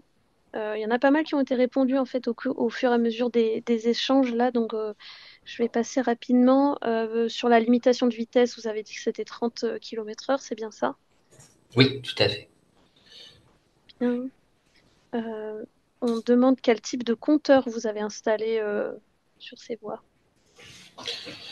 Alors, c'est une très bonne question. J'aurais dû anticiper la lire avant. Je pourrais vous en dire plus, éventuellement vous renvoyer un mail que vous pourriez mettre dans le compte, enfin dans le, je sais pas, dans le compte rendu. On va dire, je ne pourrais pas vous répondre là à l'instant. Il faudrait que je rouvre le fichier. Je peux pas le faire là. C'est des compteurs qui sont, en tout cas, ce sont des compteurs qui peuvent du coup distinguer les différents types de véhicules. C'est, Très bien. Je j'imagine. note, je Plus la note le nom vitesse. de la personne qui vous a posé la question, comme ça je pourrais vous envoyer Oui, son contact au tout à besoin. fait, c'est parfait. Parfait.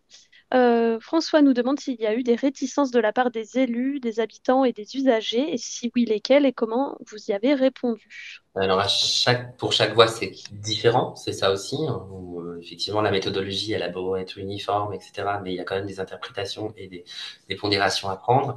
Et pour chacune des voies, c'était un petit peu différent. Par rapport aux élus, effectivement, on a eu quelques réticences sur certains élus qu'il a fallu convaincre, et effectivement, donc, lors des réunions publiques notamment et des COPIL également. Donc, il y a eu pas mal de questions de poser auxquelles l'État, la DDTM du moins, a répondu. On avait la chance d'avoir du coup aussi au niveau de la DDTM des spécialistes de la réglementation routière, etc., qui pouvaient répondre et rassurer aussi les élus. Et puis, oui, parce que du coup, quand on est sur une expérimentation, en fait, c'est à la fois ouvert et il y a aussi la réglementation à prendre en compte. Donc, on peut pas non plus faire tout. Donc, effectivement, l'idée, c'était de vraiment d'essayer de rassurer. Au niveau des habitants, ils sont plutôt satisfaits parce qu'il y a un problème de vitesse, hein, c'est ce qu'on disait, de dépôt sauvage, de vitesse, et puis de très peu de largeur finalement, puisqu'on est sur des voiries 3 mètres, 3 mètres 50 à certains endroits. Donc, on avait déjà des problématiques de toute façon. Et puis, au niveau des usagers, donc il faut prendre le temps. C'est ce que je rappelle pour la troisième fois, du coup, mais c'est vraiment, je pense, la clé.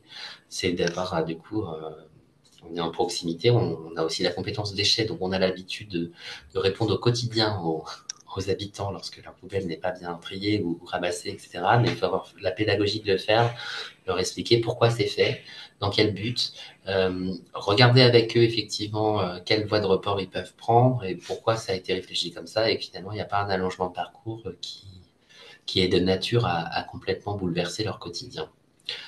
Sauf s'ils prennent le vélo, alors j'utilise beaucoup l'humour également, hein, d'indiquer qu'effectivement ils peuvent, elle n'est pas interdite cette voie en fait, ils peuvent la prendre en vélo. Mais après, on se tente pas toujours à faire ça, hein. Mais en tout cas, effectivement, c'est vraiment de démystifier aussi ce genre de choses.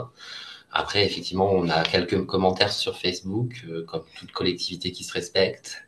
Mais c'est des usagers de bien plus loin, en fait, hein, qui comparent du coup notre collectivité à la région parisienne, du coup. Mais du coup, bon, il y a des petits raccourcis qui sont faits un petit peu comme ça. Le fait, effectivement, qu'on avait la présence de la profession agricole qui, du coup, a quand même permis de montrer aussi qu'on n'était pas là pour, pour bloquer ou pour, posait des difficultés supplémentaires à une profession qui est déjà en difficulté. Et du coup ça a permis aussi d'appuyer un petit peu quand même. Et notamment, ne serait-ce que sur les réseaux sociaux, ça a permis aussi de dire, bon voilà, les agriculteurs, donc les principaux usagers, sont OK avec ça, en tout cas pour essayer. Voilà. Très bien, merci. On a encore quelques minutes. On a une question sur l'intérêt du statut de voie verte alors qu'une mise en impasse et une limitation de vitesse pourraient suffire. Quel est l'intérêt de ce nom? Excusez-moi. Euh, Peut-être que Samuel va être meilleur que moi sur celle-ci. Il fallait, ouais. Alors, pour la mise en impasse, en fait, ça fait partie des dispositifs de restriction d'accès qui étaient envisagés. Encore faut-il mettre par exemple, une pierre au milieu ou un dispositif bloquant au milieu de l'itinéraire pour qu'il soit véritablement en impasse et pour forcer, en fait, pour qu'il soit pas traversant. Mais ça pose des problématiques potentiellement plus complexe encore pour les riverains et les exploitants agricoles. Donc, c'est pas une stratégie qui a été développée. Et d'ailleurs, l'idée de passer en voie verte, c'est parce que l'évolution de la réglementation a justement cet objectif, c'est d'apporter cet outil pour éviter d'avoir toute ces différentes façons de procéder sur le territoire national avec je reviens dessus, les B0, les panneaux interdits tout simplement, sauf riverains, etc. La réglementation de la voie verte a évolué justement pour encapsuler tous ces cas de figure. Donc il semblait plus cohérent de réutiliser ce dispositif réglementaire. Maintenant, la mise en impasse a été évaluée et dans certains cas, c'est sûrement une très bonne idée.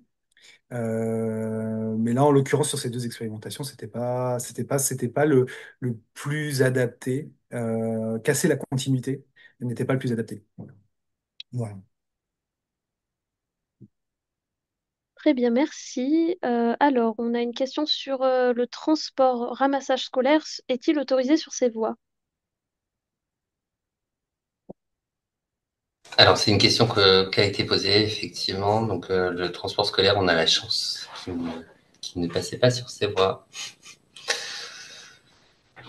Mais on a posé toutes ces questions, effectivement, sur le tout type d'ayant droit, hein. C'est pour ça qu'on a consulté les mairies aussi pour être sûr que, par exemple, l'adjoint au scolaire ait bien, ait bien aussi l'information, l'adjoint, je sais pas moi, aux travaux, l'adjoint à l'eau, assainissement, etc. Et vraiment, qu'on ait vraiment tout type d'informations, récolter des informations pour éviter les problématiques au moment de l'arrêter. Très bien, merci. On me demande quelle est la personne ou le service chargé du projet à la DDTM 76.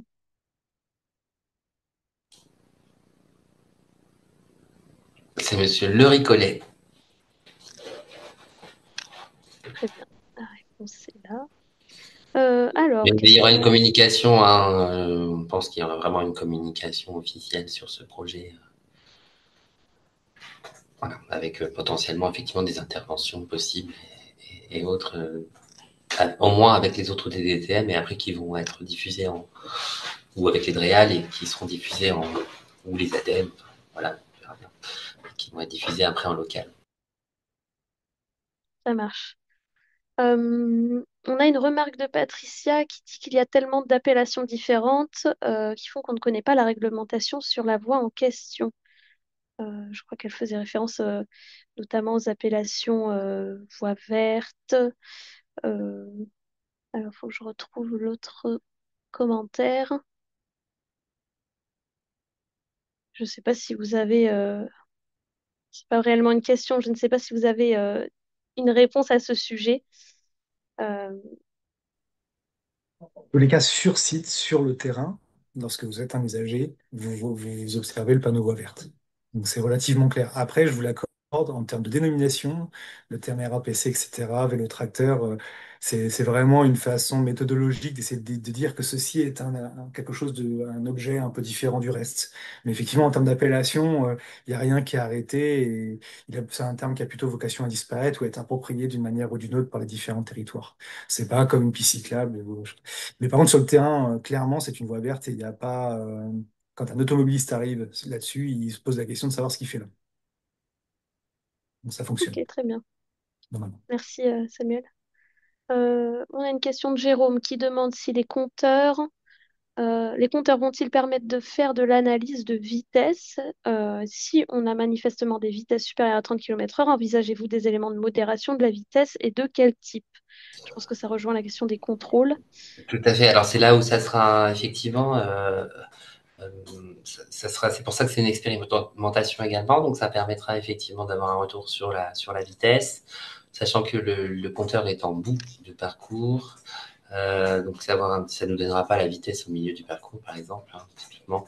On n'a pas les moyens non plus de vérifier ce genre de choses. Néanmoins, effectivement, s'il y avait des choses à faire par rapport à la réduction de la vitesse, ça sera bien entendu avec cette logique, comme on l'a dit tout à l'heure, de libre circulation des engins agricoles également, c'est-à-dire de ne pas non plus voilà, faire des chicanes ou autres qui seraient pas agricolo compatibles, effectivement, par rapport à l'usage de ces voies. Mais oui, mais ça, bien sûr, ça sera au bout d'un certain nombre de données, notamment, qu'on va récolter dans le temps et exploiter aussi, puisque du coup, c'est aussi toute la problématique des compteurs avec comment on traite la donnée, qui traite la donnée, et les données brutes à traiter, comme dans pas mal de services où on récolte de la donnée brute. Très bien. Je pense qu'on a voilà, une autre question qui est liée, qui demande des patrouilles de gendarmerie vont-elles contrôler que des voitures particulières et motos ne s'adonnent pas au rodéo urbain sur ces routes à circulation apaisée? C'est très précis Alors, comme on a de la question. chance de ne pas avoir de rodéo urbain encore arrivé sur nos territoires ruraux, donc on n'a pas pour l'instant des rodéos agricoles, mais qui sont organisés dans le cadre de manifestations. Du coup, effectivement, des patrouilles de gendarmerie, oui, mais comme on le disait, pour l'instant, on est plutôt sur de la pédagogie, puisqu'on vient juste de terminer l'ouvrage et les ouvrages, et l'idée, c'est, il y en a un qui n'est même pas encore inauguré, et du coup, l'idée, c'est d'avoir une phase de pédagogie, de répondre aux usagers, et bien sûr que la répression n'est pas exclue ensuite. Bien entendu, mais bon, c'est très peu large, hein, donc vous ne pouvez pas vous dépasser si vous voulez faire des courses ou je ne sais quoi. Il y a aussi ça hein, qui limite aussi le fait de faire n'importe quoi sur ces voies. Oui, il y avait Mais une ça, question d'ailleurs sur honnêtement, la c'est comme toute largeur. expérimentation. C'est pour ça que c'est bien qu'on puisse témoigner. Enfin, c'est bien. Je sais pas si c'est bien qu'on témoigne, mais on n'a pas encore assez de retours d'expérience pour pouvoir vraiment répondre à ce type de questions. Hmm, ok, très bien. Alors, je vais peut-être. Ouais, on a une question justement sur la largeur. Je ne sais pas si vous savez, vous connaissez la largeur exacte de ces routes. Sur 3, enfin, on est à 3 mètres, donc on est bon, enfin, on est minimum de 3 mètres, donc on est bon par rapport à la voie cyclable classique.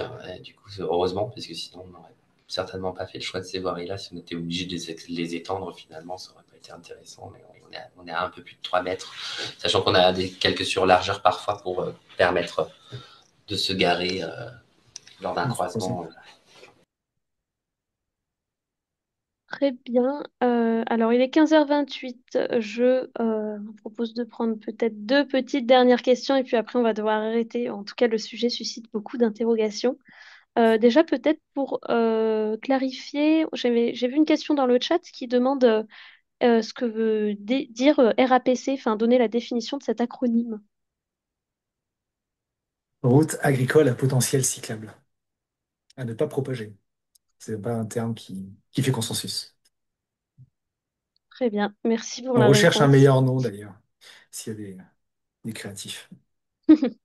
N'hésitez pas à mettre vos éléments de réponse dans le chat. Peut-être On sait que jamais. ce sera relevé. Euh, Il y a une remarque qui est faite aussi par rapport effectivement à la diapo où c'est marqué tracteur prioritaire. Donc c'est pas ce qui a été retenu. Hein. C'était juste pour c'est la diapo illustrer en fait toutes les questions qu'on s'est posées. C'est là où j'ai parlé également de la barrière. C'est pas pour ça qu'on en a mis une. En fait, effectivement, hein. Nous on a juste de la peinture et les panneaux. On n'a pas de choses pédagogiques pour faire garer le vélo quand un tracteur arrive. On n'a pas de choses comme ça. Hein. Donc voilà, ça répond bien à la question de tout à l'heure. Donc Et c'est du issu fait du que benchmark également. C'est qu'on a observé des itinéraires où ce panneau existait. Donc, mais clairement, qui est en contradiction avec la réglementation. Mais ça fait partie, quand on a tout posé à plat, effectivement, ça fait partie des sujets qui ont été abordés. Heureusement Bah, que c'est le merci cas. beaucoup Pour la précision, on peut terminer peut-être avec la question de Joanne, donc, qui vous dit merci pour vos présentations. La question primordiale pour juger de la réussite de l'aménagement relève de l'évaluation. Les différents usagers vont-ils être interrogés sur ce qu'ils ressentent en termes de confort et de sécurité? La cohabitation entre cyclistes et conducteurs de véhicules agricoles de plus en plus gros et puissants est-elle bien vécue? Généralement, l'évaluation qualitative est négligée. Écoutez, on va essayer de pas la négliger et puis on se donne rendez-vous lorsqu'on aura pris le temps d'évaluer, si vous le souhaitez. Eh ben super, merci beaucoup pour cette réponse. Je suis désolée, on va pas pouvoir répondre à toutes les questions qui ont été posées, mais je pense qu'on en a répondu à une grande partie quand même. Merci beaucoup en tout cas toutes et tous pour avoir posé vos questions. Je vais reprendre la main sur le partage écran pour faire une très courte conclusion, et puis ensuite on va pouvoir se laisser. Hop.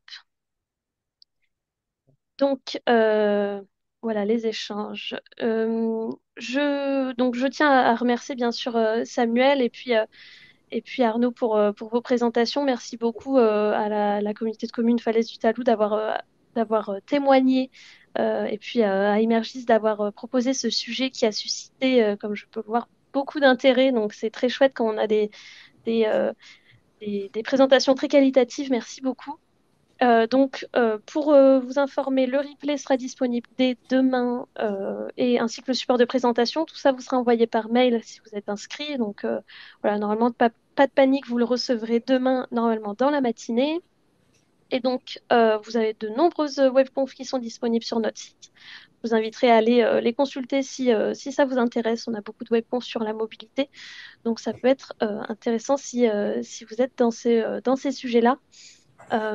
Si vous êtes un bureau d'études, que vous voulez réaliser des prestations de conseil sur les thématiques qui sont à l'écran, n'hésitez pas à consulter notre site. Vous pouvez aussi regarder notre rapport d'activité. Alors, le 2024, normalement, devrait être en ligne. Si ce n'est pas déjà le cas, ça sera dans très peu de temps. Et donc, vous pouvez revenir vers nous si vous souhaitez adhérer à la PCC. Comme Immergis est adhérent aujourd'hui, ça vous permet notamment, par exemple, de participer à des groupes de travail ou de proposer des webconf comme celle que vous venez de voir aujourd'hui. Cette fois-ci, si vous êtes une collectivité en recherche d'un prestataire sur des questions assez précises, je vous invite à regarder notre annuaire qui regroupe donc tous les membres de la PCC et qui voilà, vous permet d'effectuer des recherches par des critères très spécifiques. Ça peut être intéressant si vous ne savez pas trop encore vers qui vous tournez. Et donc, je vais conclure en remerciant donc nos partenaires, donc l'ADEME qui soutient ce webinaire, et puis Actu Environnement et The Good qui relaie aussi nos webconf. Pour finir, une enquête de satisfaction va s'ouvrir lorsque vous quittez le webinaire. Je vais vous inviter vraiment à y répondre. C'est très important pour les intervenants parce qu'on ne peut pas avoir vos retours en direct. Donc, c'est très important que vous y répondiez pour qu'ils aient accès à vos retours, qu'ils sachent ce que vous avez pensé de cette présentation. Et donc, on va se retrouver d'ici quelques semaines pour une prochaine webconf mobilité qui sera, donc le sujet sera les hubs de mobilité vers des plateformes intelligence au service des territoires pour une mobilité fluide et soutenable, qui sera proposée par ITER et qui aura lieu le 26 juin. Vous aurez les infos aussi sur notre site ou par mail si vous êtes abonné à nos différentes newsletters. Donc, n'hésitez pas à vous inscrire si elles vous intéressent. Encore une fois, merci beaucoup à tous les deux pour votre intervention. Merci à tout le monde d'avoir participé et posé vos questions. Et je vais pouvoir clôturer ce webinaire.